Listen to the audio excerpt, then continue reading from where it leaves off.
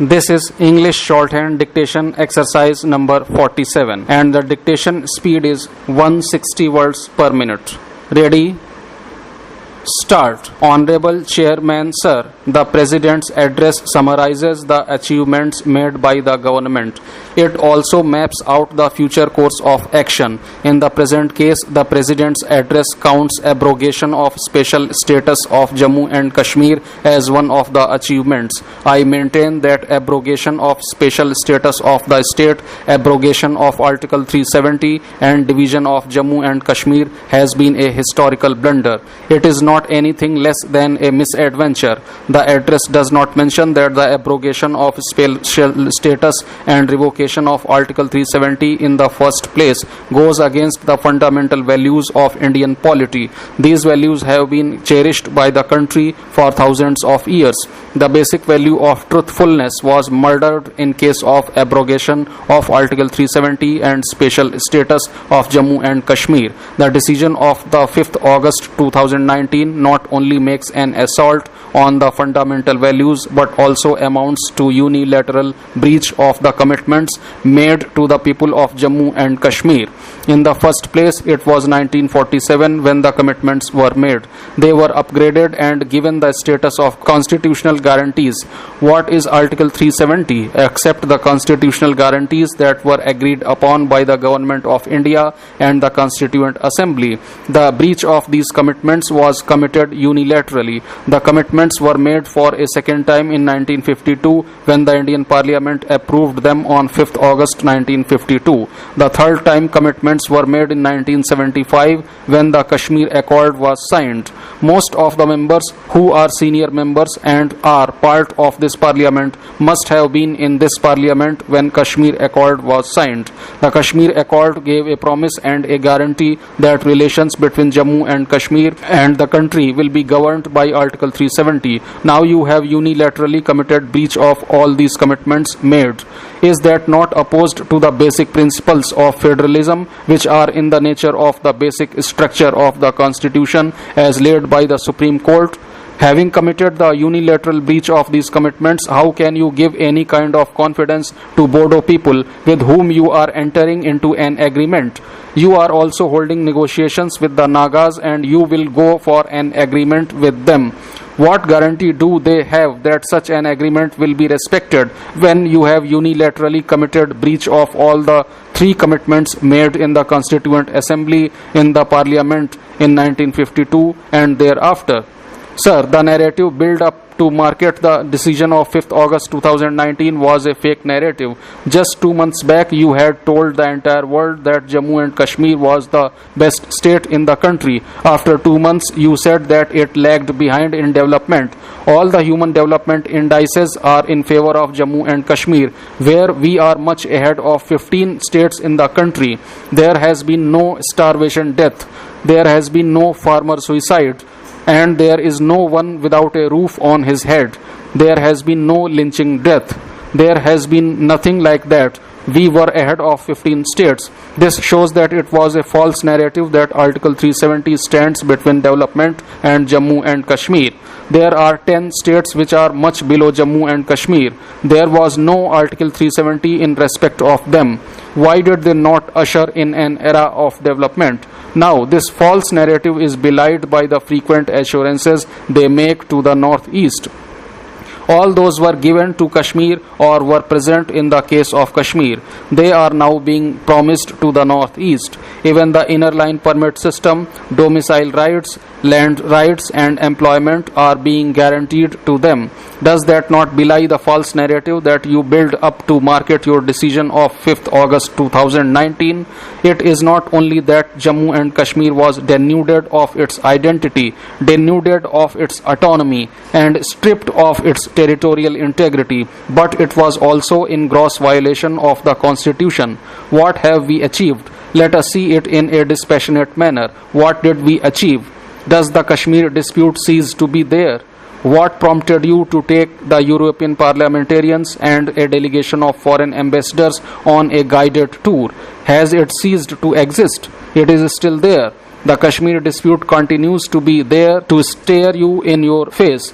The militancy has reached new levels. See what kind of inroads the militancy has made. You have apprehended a very senior police officer. It was alleged that he was hand in glove with the militants. He was the senior officer to whom you have entrusted the security of the ambassador of the United States.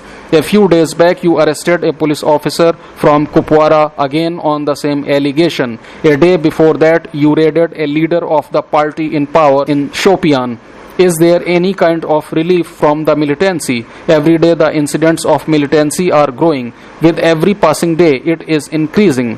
Please acknowledge that it is unconstitutional, it is unilateral, and it is a breach of commitment. So, please undo what you have done on 5th August last year, because you have not achieved anything. Rather, it has widened the gap between the people of Jammu and Kashmir and the people of Ladakh. The President's address did not make any mention about the longest blockade in the history and about the arrest of senior political leaders of Jammu and Kashmir. So I appeal to you to please give it a second look, as you have not achieved anything and you are not going to achieve anything. The matter is there and the problem is there. Honorable Chairman, sir, I wholeheartedly thank you for this opportunity. I want to register here with a cause of concern that the President's address can be neither welcomed nor praised. Never ever in the last 70 years the Honorable President in his address has praised the government in this manner for bringing several revolutionary laws during last session. Honorable President has even praised the government for withdrawing the special status accorded to Jammu and Kashmir. Honorable President has also praised the government for extending citizenship rights and protection to the minority people living in the neighboring countries by amending the Citizenship Amendment Bill. This government, which is connected to Sanatana principles, is very communal. Since the day this government came to power, there is no protection for minorities, Dalit and tribal people. Women, particularly girls, are not having protection in this country. They face atrocities every day. Particularly after enactment of the Citizenship Amendment Act, there were incidents of violence throughout the country and several persons were killed in firing incidents. There was an agitated atmosphere in the country.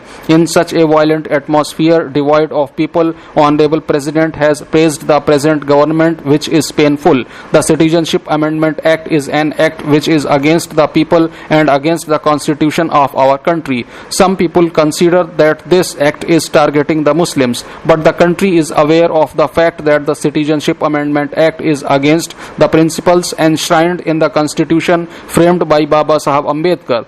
Honorable President, while mentioning the principles and policies of great leaders, said that this government is committed to fulfill their vision. This is untrue. Therefore, I am sorry to state that the Honorable President's address is just aimed at felicitating the present government and not concerned in protecting the interests of the people or the country. It should not be assumed that only Muslims are agitating against the Citizenship Amendment Act. Honorable Home Minister and Honorable Prime Minister have time and again stated that they will not go back from their original stand as regards Citizenship Amendment Act. Even though there are several protests against this act, this law is not only against Muslims. This law is against the country.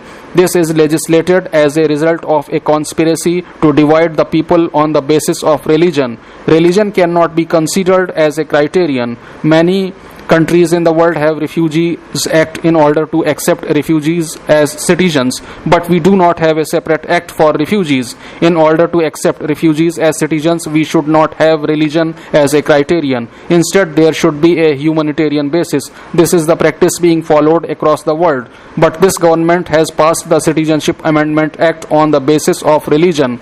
This is not defaming Muslims, but defaming the Constitution and the great men who framed it.